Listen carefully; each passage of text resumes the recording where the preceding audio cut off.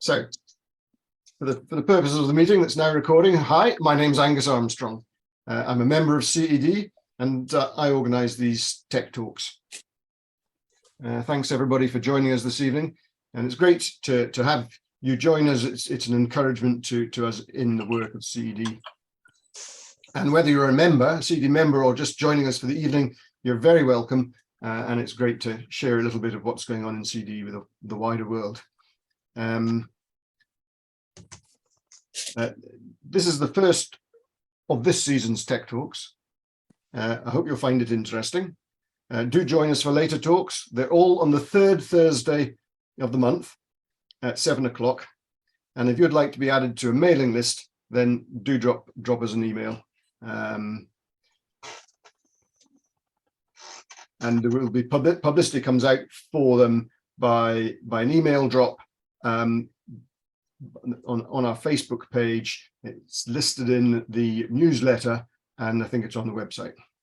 So tonight's talk is by Paul Darrall, all the way from Rwanda this evening, and his subject is high voltage power transmission, what every engineer should know.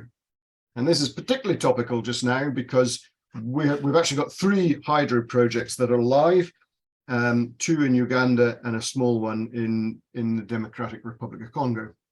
The 2 in Uganda, well, they're all serving hospitals of one sort or another.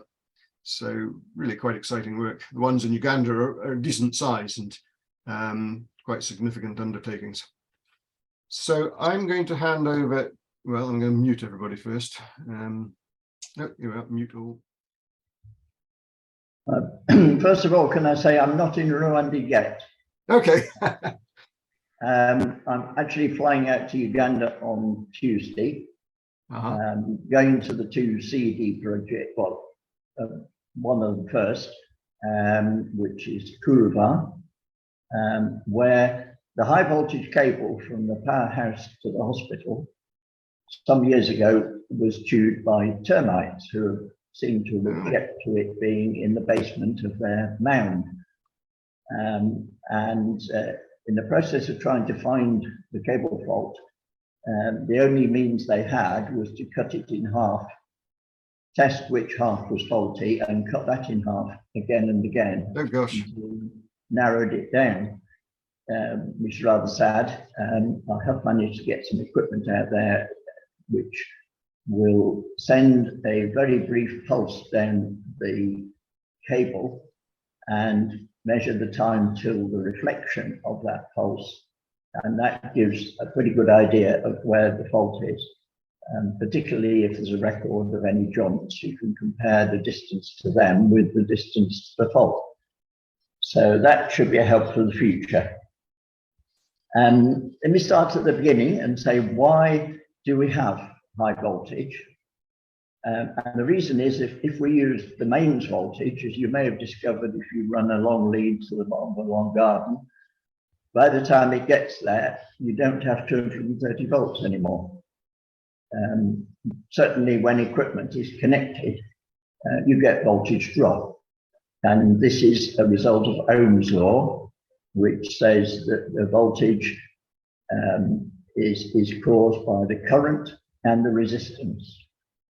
Now, one way of coping with this is to use a higher voltage alternating current. The first supplies in this country were direct current and therefore very localized. But by using alternating current, you can use transformers to boost the voltage to a high voltage, which means that for the same power, the current will be less. And this means that it can go further with less drop along the line. So that's why we use it.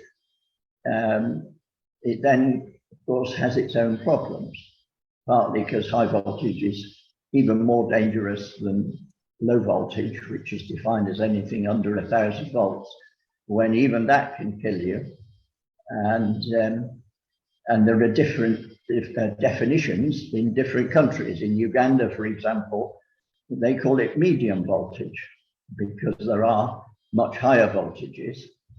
and they reserve that term for the very high voltages, such as 200,000, which are used to transmit across the country. So, being alternating current, you can put it into a transformer and you get an alternating current comes out again. But depending on the build of the transformer and the ratio of turns on the magnetic core, you can either boost or reduce the voltage. So, for example, at Coulommiers, the generation is done at ordinary mains voltage, which is 230 from phase to neutral, or 400 between two phases. Now, I need to explain about phases, because that's not on every civil engineer's degree course. And what it is, it's the nearest thing I can get to it is that if you're riding a bicycle, your 2 feet are at different phases at 180 degrees. If you had a 3-legged man who had his 3 feet at 120 degrees, that would be 3-phase. The advantage of 3-phase is that the total power from the 3 phases at 120 degrees to each other is a constant. And it means that 3-phase motors, therefore, are much smoother than single-phase motors, where the power alternates between 0 and a peak 100 times a second, because you get the positive peak and the negative peak, both of which push power into the motor. If you have 3-phase, it's constant and smooth and works a treat. And that's why larger motors are all 3-phase. So, as I say, with high voltage, this brings extra dangers. And at Coulommiers, there's a 6,000 volt cable between the transformer at the powerhouse, which raises the voltage, and a transformer at the hospital, which lowers it again. They had a cable, which was fine until the termites decided it shouldn't be in their basement. And then the joints that were made to put it back again after they found the bit that was causing the trouble and replaced it with one span of overhead line, the joints were all put in manholes, which were made with cement bricks and a concrete lid. Unfortunately, the bricks and the lid are very useful for building people's houses, and so most of them got stolen. And this meant that it was very easy for somebody to get into the pit and to fiddle about with the joint. And I think it was nearly a year ago that there was a fatality of a 10-year-old boy who was interfering with the cable, presumably in conjunction with an adult, and was electrocuted by the 6,000 volts. Now, nobody has complained about it because I think they felt that the cause was clear and that the one who was killed was responsible for, or his associate was responsible for the incident, and it was their fault and they shouldn't have been doing it. And so the hospital got away with it. In the UK, of course, it would have gone straight to health and safety executive. So when you get a 3-phase supply, there is no neutral in the same way that there is a neutral at ordinary mains voltage, because the power in the transformers that we use, because of the 3-phase nature of the transformer, it actually changes the phase of the power and evens out the load if it's not equal on each of the 3 phases at low voltage. By the time it gets to high voltage, the transference through the transformer takes half of each of two phases onto one phase. And by the time you've done that for all of them, it's a lot more even than it was before. And it's a closed circuit from one transformer to the next. And so there being no neutral, the naming of the voltage is done from phase to phase in the same way that at low voltage, as we call it, 230/400, the phase to phase voltage is 400, but the phase to earth voltage is 230. And if you do a bit of geometry with equilateral triangles, you realize that the relationship between the external lines of the triangle is in the ratio of 2 to √3 compared with the line from the corner to the center. And that's why 230 times √3 becomes 400. Sorry, √3/2.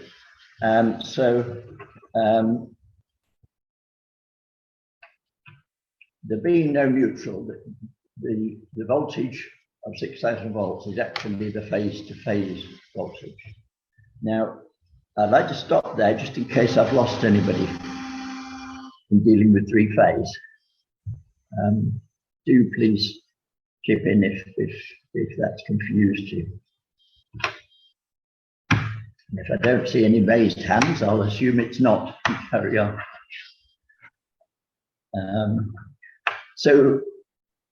Okay, I'll carry on. The problem with high voltage is because it is so dangerous, it's even more important to take precautions. And in the UK electricity industry, where I was until I retired, since 1968, when I first joined the electricity industry, just before going to university. And they take extra precautions for safety. So not only do we make sure that the cable is dead, but we take precautions to isolate it. In other words, the switches that have been switched off are locked in the off position with caution notices attached, so that you not only have to switch a switch, but you've got to find a key to get the lock open on the handle before you could do anything to make it alive again. And then the cable will be connected to earth in some way. It may be there's a switch which will connect it to earth. It may be necessary to have portable earth connections that are clamped onto an overhead line, for example. And so it's made dead, it's isolated, it's earth, and then there are documents issued and signed by both parties to say that the one who has isolated it has done so properly and earthed it, and then the responsibility for the work can be transferred to the person who's doing a cable joint or work on an overhead line. Unfortunately, in developing countries, some of these stages do get missed out. And on a project in Rwanda a couple of years ago, I was horrified to find that they had put up a new section of overhead line, but the wires weren't connected to anything at all. Now, this is particularly dangerous in an area where there's lightning, because the lightning could easily kill somebody who got hold of the wire, because it will bring the lightning to the easiest point where it can connect to earth. And that's probably through anybody who's holding on to the line, because the rest of it will all be insulated with insulators on every pole or pylon.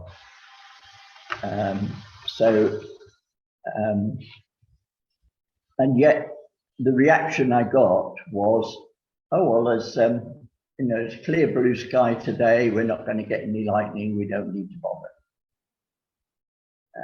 And very difficult to counter that, because they're probably right.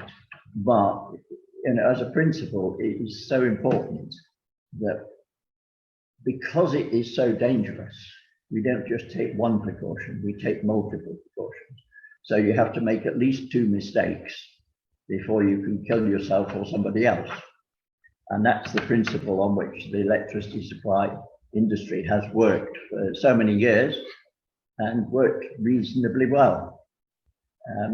The other point about earthing that I forgot is that when you connect your earth connection to the overhead line, you must first connect it to earth. Now, whether that's a water pipe or a rod that's been driven into the ground, or wherever you take your earthing source, the connections to the overhead line need to be connected to that first, so that at no point does the flexible connection become alive because somebody is manhandling it to get it up the pole and then connect it to the wires. Now, in the UK, we would have a device which would prove that there is no voltage on the overhead line. Unfortunately, in East Africa, I haven't seen one yet. Nobody seems to have them. They are very expensive, and not only do you have to have the testing device, but you have to have a device that will test the tester by producing a voltage that will trigger it, and maybe not as much as the operating voltage, but typically about 2000 volts, to prove that it's still working, because you're looking for a null, and nulls are difficult to prove. But if you prove that the tester is working before testing, it then gives a null test, and then you prove that it's working afterwards. That's the best we can do.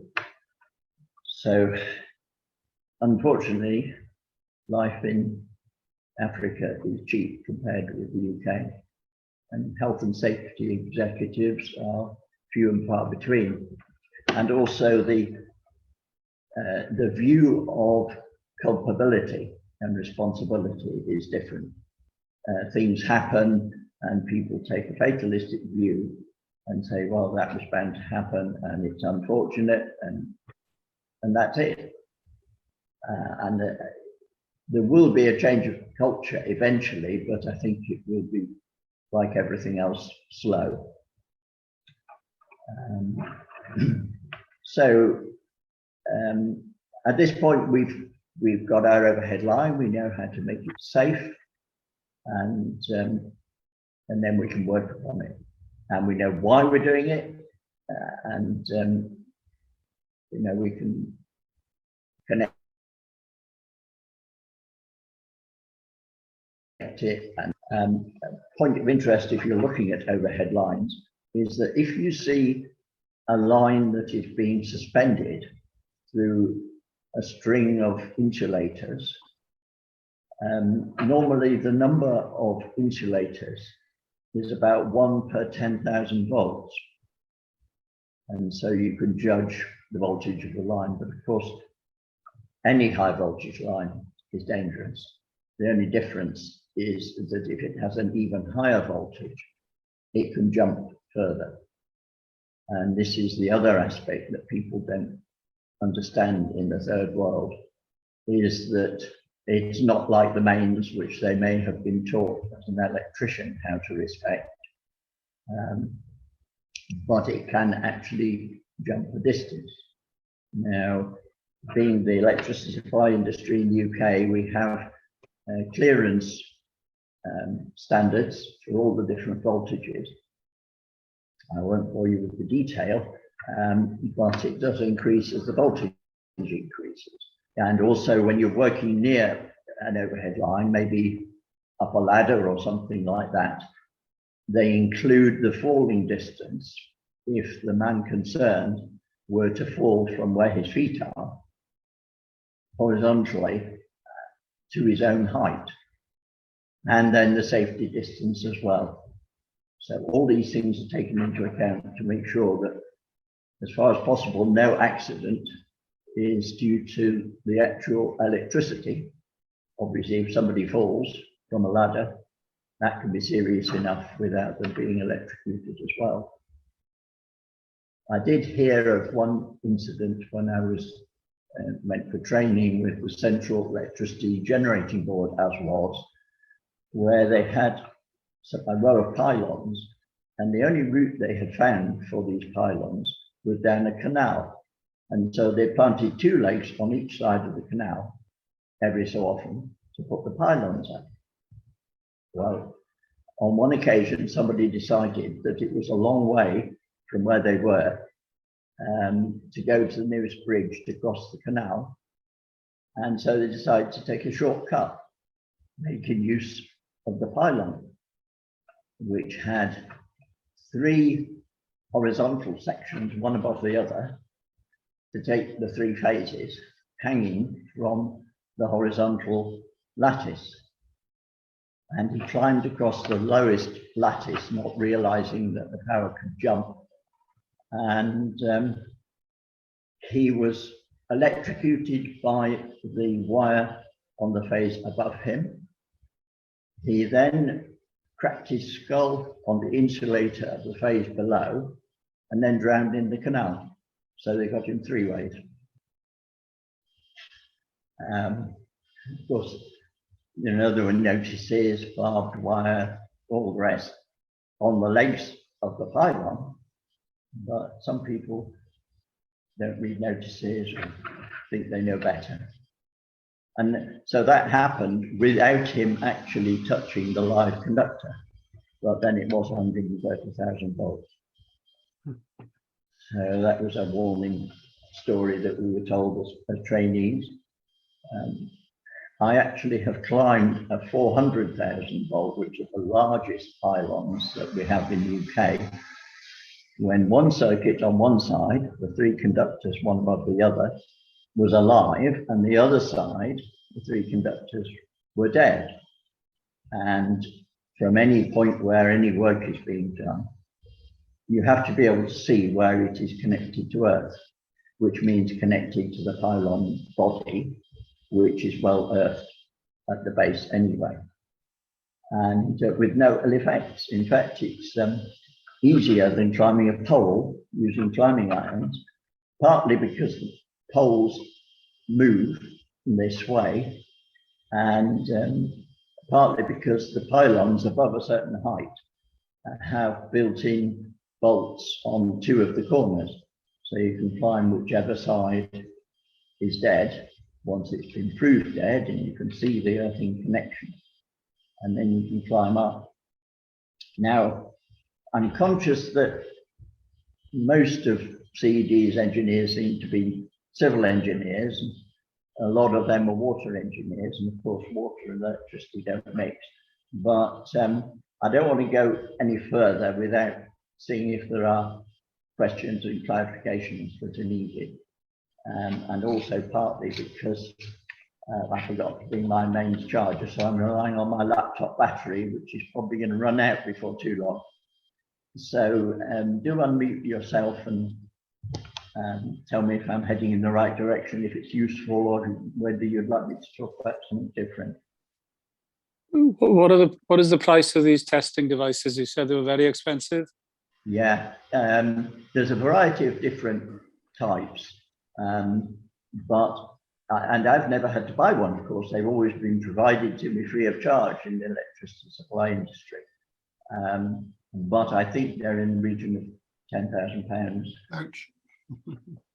I had a set of insulated rods which were telescopic, made of fiberglass, and typically they are proof against 70,000 volts per foot of fiberglass rod. And I had to think about 20 feet of rods, which were very useful in getting debris off overhead lines, removing small branches of trees and so on. And actually also had a saw attachment, which was very good for getting small trees off lines, because most overhead line faults are related to fallen trees. Problem being that you can't cut all the trees which are within their own falling distance of the overhead line, because you'd end up with a wide swathe of bare land through the middle of a forest, and it would look awful. Mhm. So it's all right as long as they're standing up, but particularly silver birch have a habit of rotting at the root and falling unexpectedly. And it always seems to happen when it's pouring with rain as well. But then that's because the soil is soft. Could I ask you, you said you wouldn't bore us with the detail, but it was one of the things I was intrigued by. Right. How far will electricity jump? And I'm sure you're going to tell me, well, that depends, because that's the answer every engineer gives to just about every question. But for a typical range of voltages. Right. And we don't actually worry too much about how far it will jump, but how far the regulations say that you have to keep away. So for most high voltages, the regulation is that we need to stay at least 0.6 of a meter away. How much? And then 0.6 of a meter, or 2 feet for the elderly. It increases as the voltage increases beyond that. But I don't think anybody's going to come into contact with anything like that. And these are all set out as safety distances. I haven't actually got them in front of me, I'm afraid. But if you were adjacent to 100,000 volt line, yeah, first of all you would hear it fizzing if it's a tall damp, and that's a good indication. Anything above 30,000 volts, well, including 30,000, anything above about 15 will fizz, particularly if you hold up an insulated stick near to it. Mhm. And that is a way of testing the higher voltages where you can't get the testers that you can for 11 and 33,000 volts. Yeah. So if you've got 100,000 volt line, Yeah. You can't put a tester on that because it's far too high. No, but you know what the distance is, the safe distance is? I think it's 0.9 meters. But you wouldn't want to go anywhere near that. The actual jumping distance would be smaller. But you rightly said, it depends. And it depends on the weather conditions at the time. Yeah, I would think so. I mean, they have procedures within the national grid, which is what the CGB transmission section now is, for live line washing of insulators using a very fine spray. Because if you use a jet of water, that would conduct electricity, but a fine spray can be done in such a way that it doesn't. Mm-hmm. But at the lower voltages, nobody ever bothers to wash insulators. Mm-hmm. They get absolutely filthy, but because they are over. On our projects in Uganda, so they're the biggest electricity projects we're probably looking at. Yeah. What sort of voltage are we talking out there? Right. Well, the first one I had in Uganda was Kisizi Hospital. Yeah. KISIIZI, which was 300 kilowatts electrical, although the actual generator was a 500 kilowatt machine. The turbine is only 300 kilowatts. And that supplies the hospital of that name, which is 250 beds. And it also supplies 800 homes and a few schools and lots of shops. Total 800. What is the transmission voltage? The transmission voltage there is 11,000, which is the standard voltage for your little substation in the UK that's as big as half a garage. The national voltage is 33,000 because it's better to have a higher voltage when there's very low load density and very long distances between load centres, towns and villages. Most people live spread out in individual houses anyway, so it makes providing power quite difficult. Yeah. So I'm trying to capture this into the context of what CED may be doing. And right. So I think there was talk of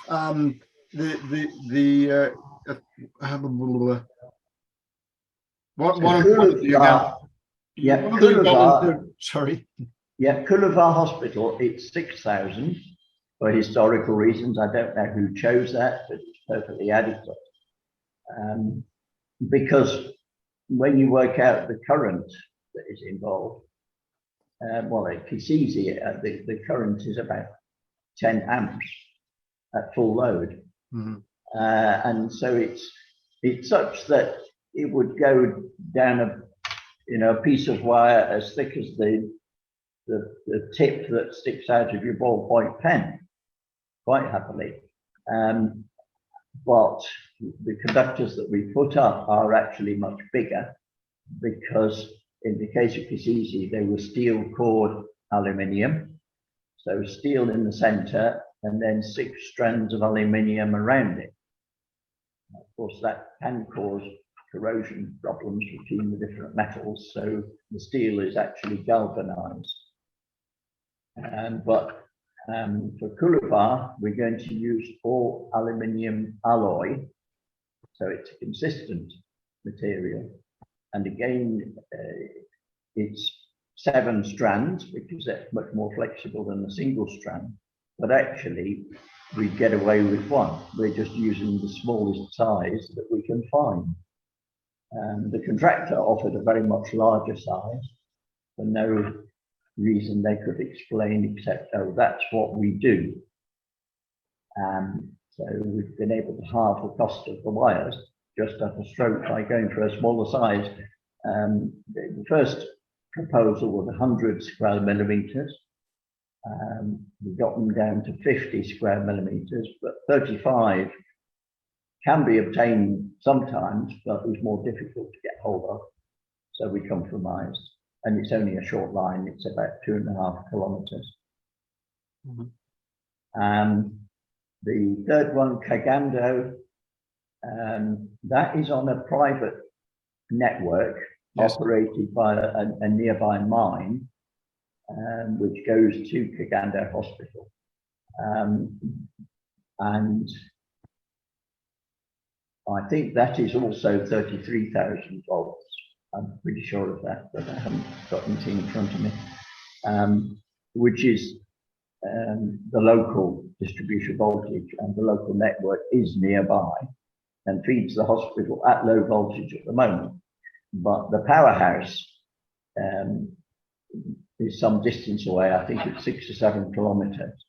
It was fed with a cable like Coolabah, but in the case of Kagando, the cable joints were damaged by an over-enthusiastic road grader, which sliced off the top of the joints. And since the joints were full of bitumen, the bitumen ran out all over the place and ceased to insulate the joints. And so that is again being replaced by an overhead line. Mm-hmm. The great advantage of overhead lines is if anything goes wrong, you can see it. Yep. Yes, things go wrong more often, but at least you know where it is, and you don't have to cut the cable into bits to find the fault. Is it more efficient to run a cable above ground? Well, you could run a cable above ground, but then people would be more tempted to try and interfere with it. Yes, but just generally speaking, because right. they're hesitant to bury them in the UK, and yeah. I understood. It costs a lot more to have buried cables, because you have to have continuous insulation for the entire length. Whereas if you mount wires, bare wires,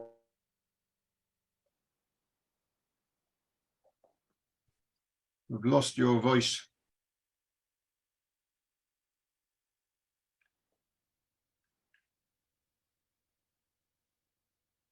I think we might have lost you altogether now.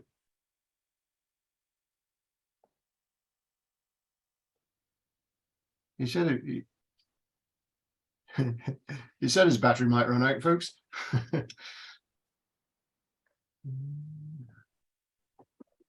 Angus. Yes. if you go to the HSE government site website, it tells you the minimum distances you can run with. So low voltage, as you said, 1 meter. 1133 is 3 meters. So and then 6 meters and 7 meters. So you need to just be observant of those distances really on high voltage lines. So are you involved in electric business? I used to work for SSE. All right. Yeah. So I was kind of involved in a certain amount. So give me those figures again. Low voltage up to 11 kV, it's 1 meter. 11 kV to So 11 kV, 1 meter. No, yeah, for 11 to 33, it's 3 meters. 11 to 33 kV is 3 meters. 132 kV, it's 6 meters. Wow. And then 275 and 400, it's 7 meters. Now, those are the common voltages we use in the UK. So if he was using something like 6 kV, you'll get away with 1 meter, but I wouldn't like to be within 1 meter. Yeah. So the figures that we were being given there, so he said 100 kV, he was suggesting 0.9 of a meter. And you would be uncomfortable being that close. I would certainly be uncomfortable working anywhere near that.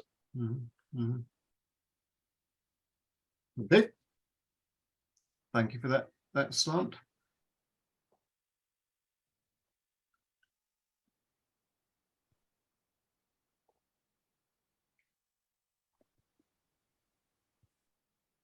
Well, folks, I suspect Paul's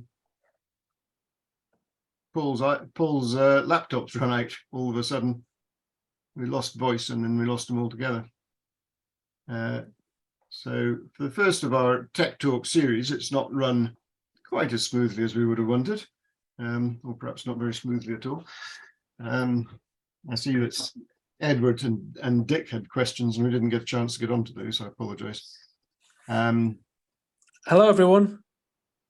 I've just had a call from Paul and he's going to log back in. I'm just going to give him the meeting details and he'll be able to log back in. Okay. So if you hold on a second. Thank you for that. I have to log out as well to ring him. Okay.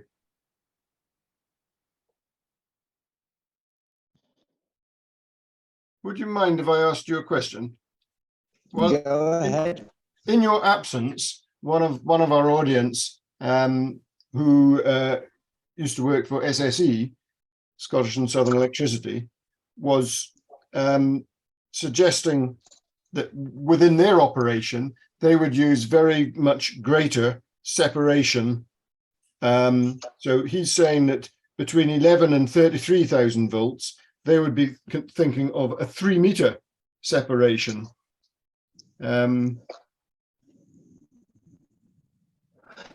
Yes, I mean, that is the distance that I referred to as distance for falling for an operative.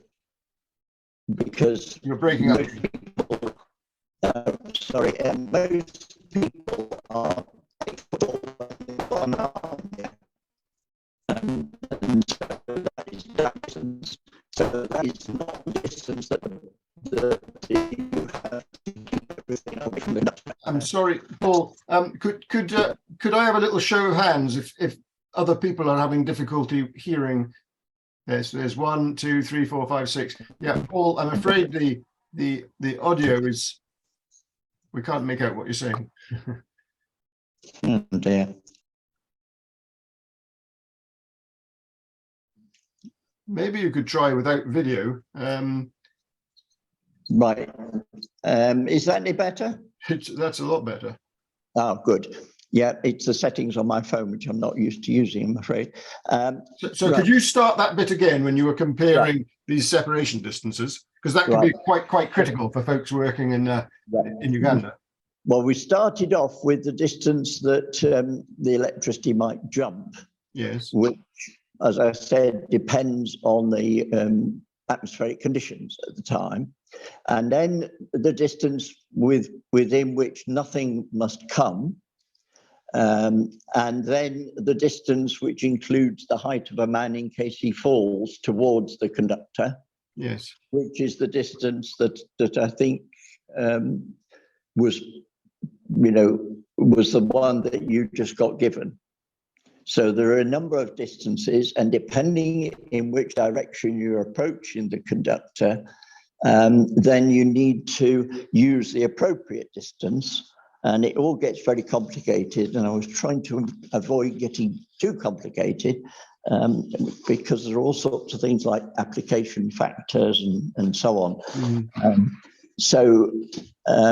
But basically, yes, you have to stay a long way away from it. And if you're not sure, add a bit more is the answer.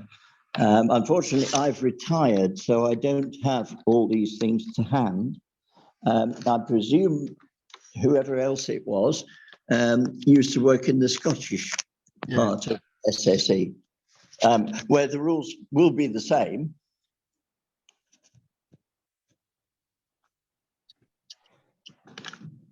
Okay. Because they're basically national rules. Yes.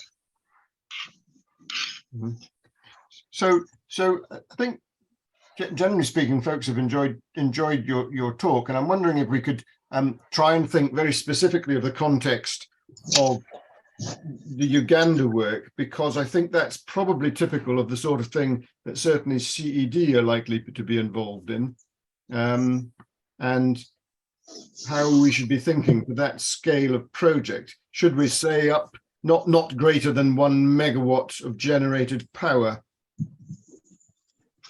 I choose that figure because there was talk of the Kigando project possibly being 800 kilowatts at one stage. Yes, I don't think it is now. No. These places do tend to be small. I mean, as I mentioned, at Kisizi, which is a 250-bed hospital, I'm not quite sure what Kigando is, but it's similar. And they don't use a lot of power. A megawatt is huge for one of these hospitals. And as I say, Kisizi Hospital, yes, it does use a bit, but 300 kilowatts is enough for that and the 800 outside premises, who, by the way, all pay through their meters for their electricity, which is wonderful because it supports the hospital from local sources. But do look on their website. That was why I spelt it KISIIZI. There's a very good website with lots of pictures, which was not written by me. So I'm not trying to advertise my wares, as it were. And it's just an excellent example of what can be done. And although they got a loan from the World Bank, a lot of the money, about $1 million, was provided by people like doctors who had previously worked at the hospital as well. Okay. And would any of these hospital type projects demand 3-phase type of power? Would they have applications that would want that kind of power? Yes, anything above a couple of kilowatts wants to be 3-phase. Okay. The supply to your house is one of 3 phases on the cable outside, almost inevitably, unless you're in a very rural area. You can tell the difference in that any overhead line will either have 3 conductors, which is the norm, or may possibly have 2 for a short distance. But it is rare in very rural areas. But then it limits you to single-phase machines. And of course, a lot of farms will require 3-phase machines, if nothing else, for pumps. So anything greater than a 2 kilowatt motor would really benefit from 3-phase? Yes, definitely. Yeah, in fact, it'd be difficult to find a single-phase motor of that sort of size. Okay. Yeah. And so would you transmit it 3-phase and then break it down at the hospital, or how would you manage that? I mean, pretty well everything. There's a vast majority in the UK is three-phase. Outside of your house, there will be a three-phase cable or overhead line, and one of those phases will go to your house. If you had a big house or you had a lot of storage heaters, you might have a three-phase supply. Okay. And so going back to Uganda, the projects that we're working on, would we transmit at three-phase? Yes, and you only get high voltage transformers for any substantial amount. Certainly step-up transformers would be three-phase. Step-down transformers, you might get 15, 25 kilowatts single phase, but then what they do is it's actually two-phase in that it's 460 volts, and then they center tap it. So from the center tap to either phase is 230. I think so. But you can't run a three-phase motor off a center tapped single phase. It just won't move. The three-phase actually gives it its direction.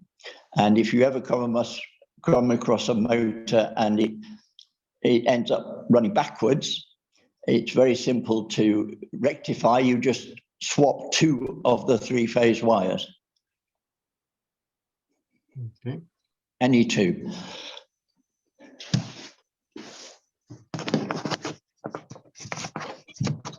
Is anybody here tonight closer to the Uganda work than I am? Well, I'll be there in a week. Okay, so you're going to be physically close there. So is Yes. there anything else that that we should bear in mind? I was going to ask you, what does an earthing rod look like for these sort of projects? Is it a piece of rebar driven into the ground, or is it something much more substantial? It can be a piece of rebar driven into the ground.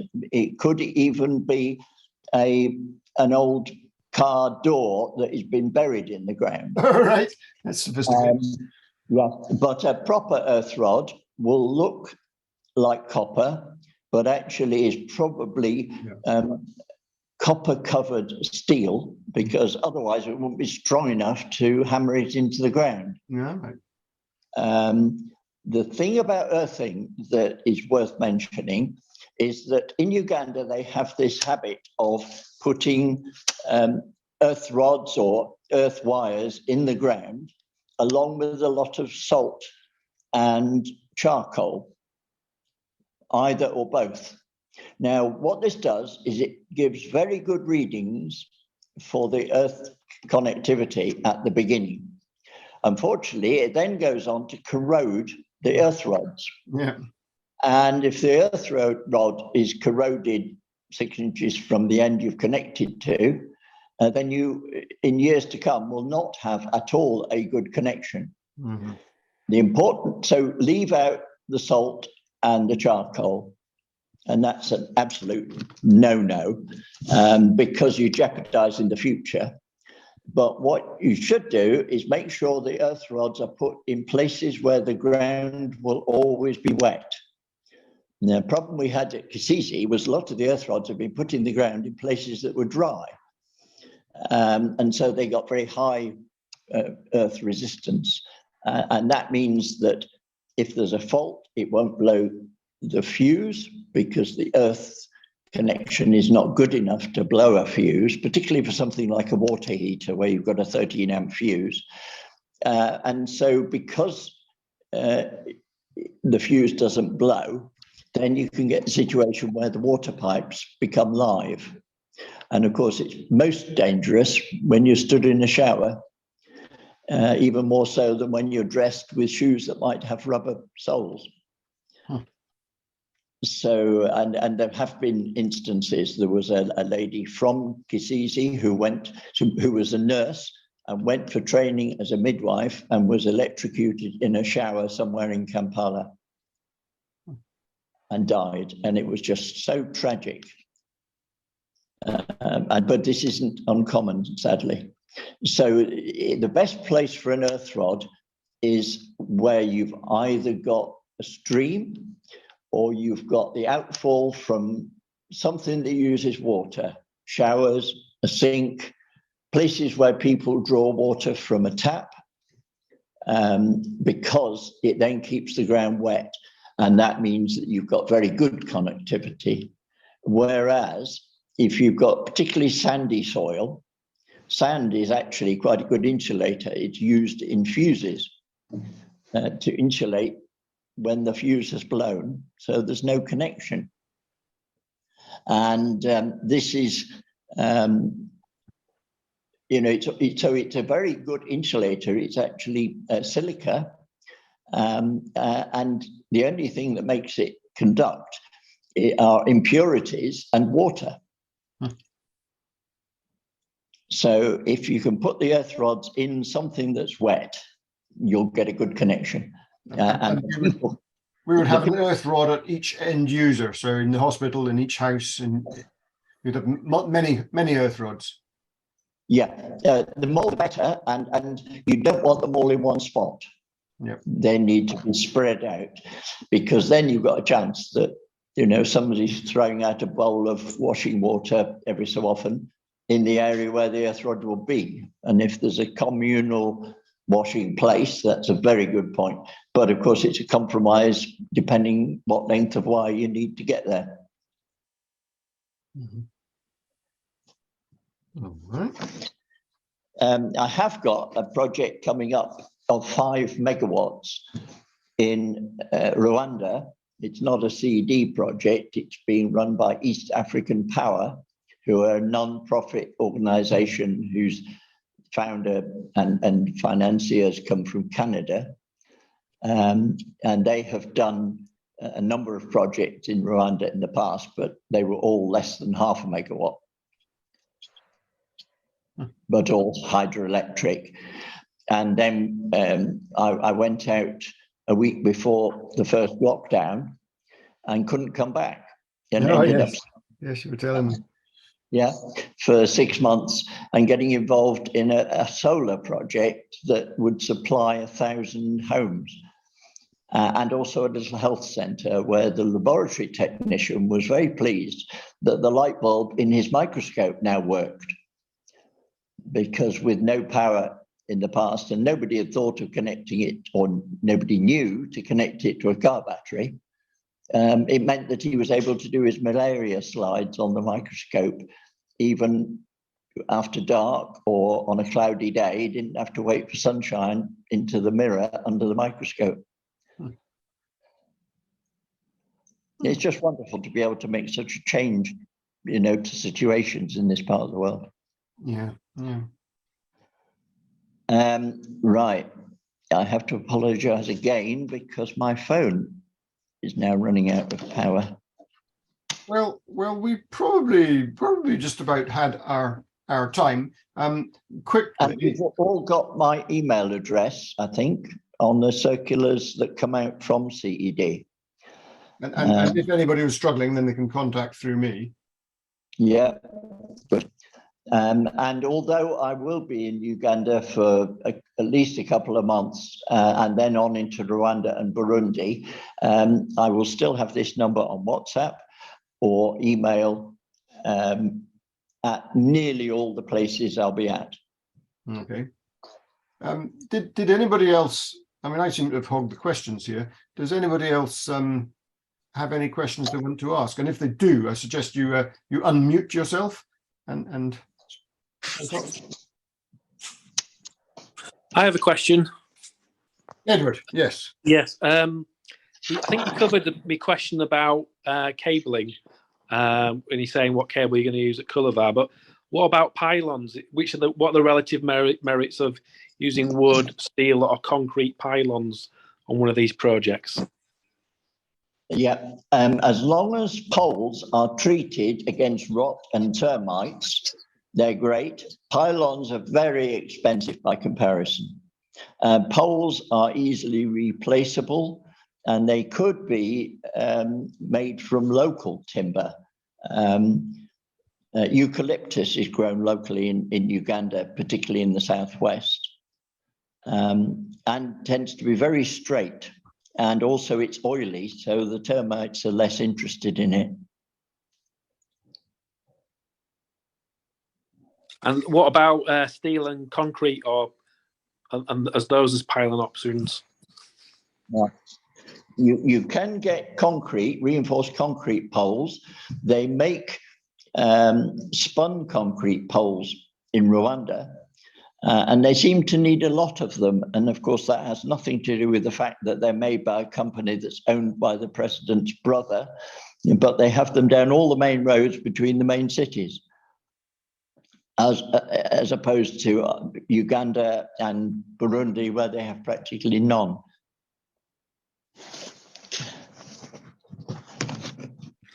Great, thank you, Paul. That was most illuminating.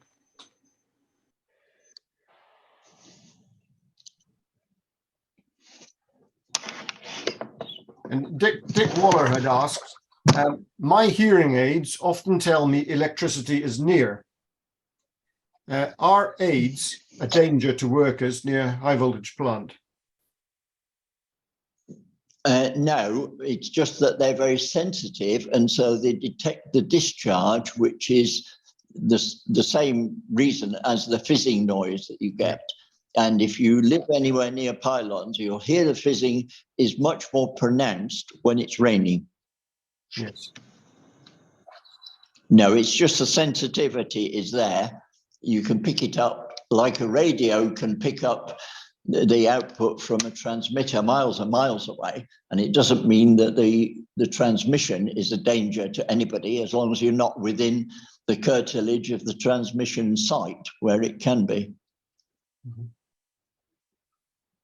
Okay. And it fades off very quickly. It's a square law effect.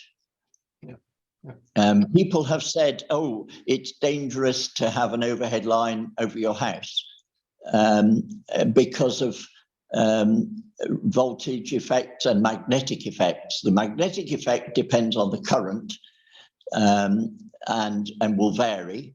But people have found that if they put up a fluorescent light in their loft, it comes on without them switching it on. That's by induction. That's another reason for earthing a dead line that needs to be worked on, because if you happen to have a second line which is crossing or nearby, you can get voltages induced from one to the other. And that's something that is taken into account in the ESI, but then we always earth overhead lines. But the line in Rwanda where they said, oh, we don't need to earth it because it's a sunny day, actually went under a 200,000 volt grid line that was connecting the generators in Lake Kivu, which use the methane from the bottom of the lake to generate electricity, which is a really good thing because you don't want methane coming to the surface and igniting, which happened. Well, the gases in another lake, Lake Nios in Cameroon, came to the surface once when there was an earthquake, and a lot of the gas was carbon dioxide, and people who lived near the surface of the lake and their animals were asphyxiated one night. Yeah, and Lake Kivu is the same. Nobody quite knows how much methane and carbon dioxide there is because it's a very deep lake. But it's generating megawatts of electricity, which are very good use for it. The first generator was actually to power a brewery, but they got much bigger ones now.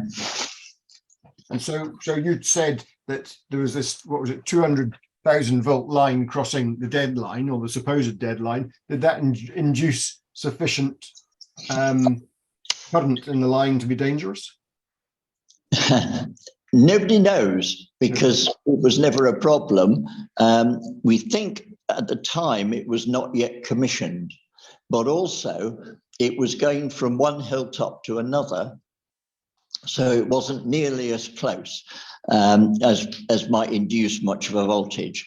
But we did have a case, and I think it was somewhere near Salisbury, where a worker was electrocuted because he disconnected the earth connection from the wrong end from the earth end.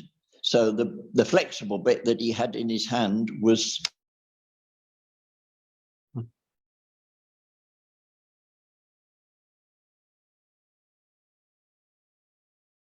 think he was going to say still live, which it sounds a little bit as if the same can't be said for Paul's phone signal. Do you like the way I sort of ran that in?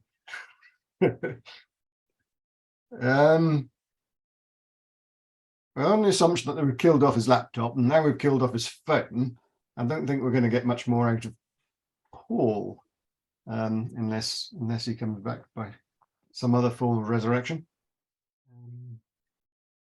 Well, I think we'll probably wrap it up there. So thank you everybody for joining us, and I hope you found it as interesting as I have. And I hope I see you at the next one. As I say, third Thursday in the month, running through until April. If you go on the website, you can see the various different things we're talking about. Okay, doke. I'm going to stop recording now.